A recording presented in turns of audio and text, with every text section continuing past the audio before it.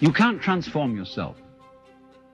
You can't make yourself sane. You can't make yourself loving. You can't make yourself unselfish. And yet it's absolutely necessary that we be that way. It's absolutely necessary.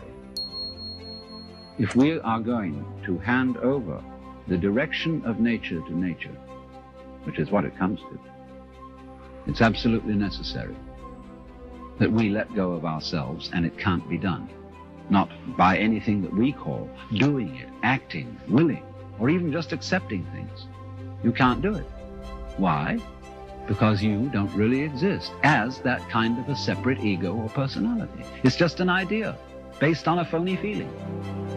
So when it comes down to it, it's shocking news for us, for the human race, for our pride. You're only making a mess by trying to put things straight. You're trying to straighten out a wiggly world, and no wonder you're in trouble. So you can't do anything. So you can't transform yourself. And what can you do? What happens then if you actually realize you've come to a dead end? And the human race has come to a dead end, in my opinion. What then? What happens when you just wait? There's nothing you can do. You watch. And all you see is what goes on that is happening of itself.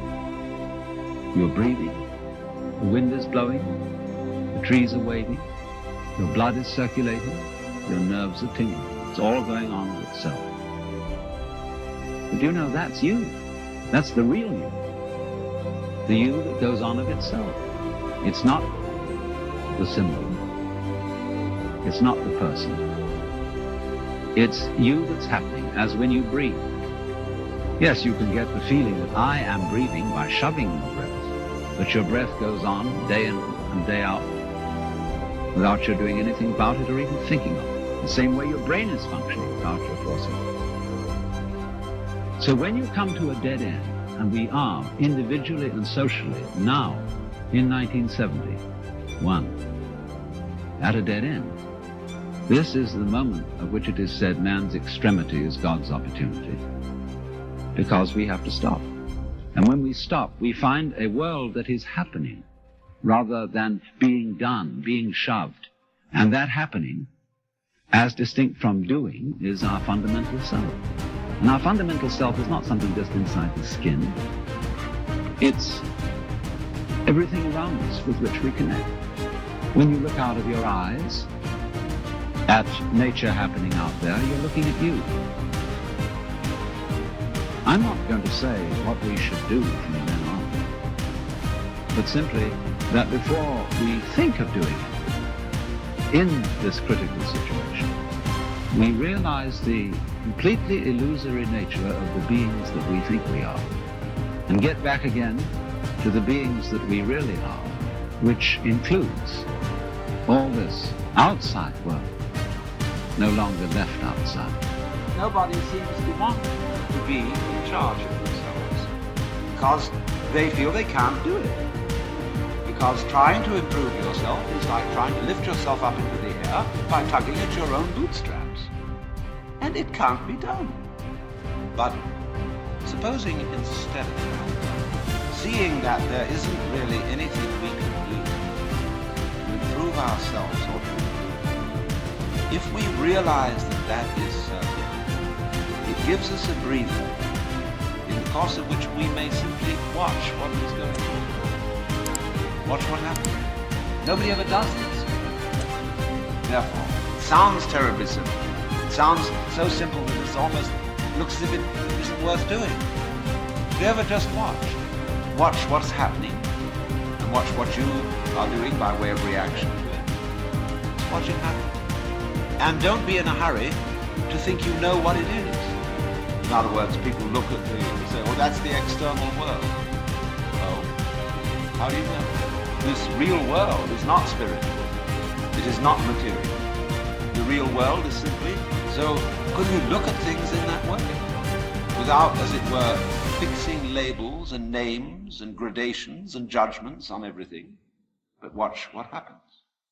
When you are in this way freed from busybodiness and being out to improve everything, that your own nature will begin to take care of itself, because you're not getting in the way of yourself all the time.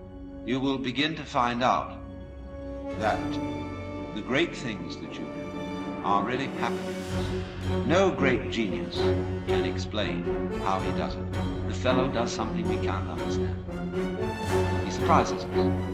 But you see, just in the same way, we cannot understand our own brains. Neurology knows relatively little about the brain, which is only to say that the brain is a lot smarter than neurology. And all growth, you see, is fundamentally something that happens. But for it to happen, two things are important. And the first is, as I said, you must have the technical ability to express what happens. Secondly, you must get out of your own way. But right at the bottom of the whole problem is, how am I to get out of my own way? If I showed you a system that's all practice getting out of our own way, when you see, in other words, that doing something about your situation is not going to help, when you see equally that trying not to do anything about it is not going to help, where are you? Where do you stand? You do not know where your decisions are. They pop up like hiccups. And when you make a decision, people have a great deal of anxiety about making decisions. We're always worrying.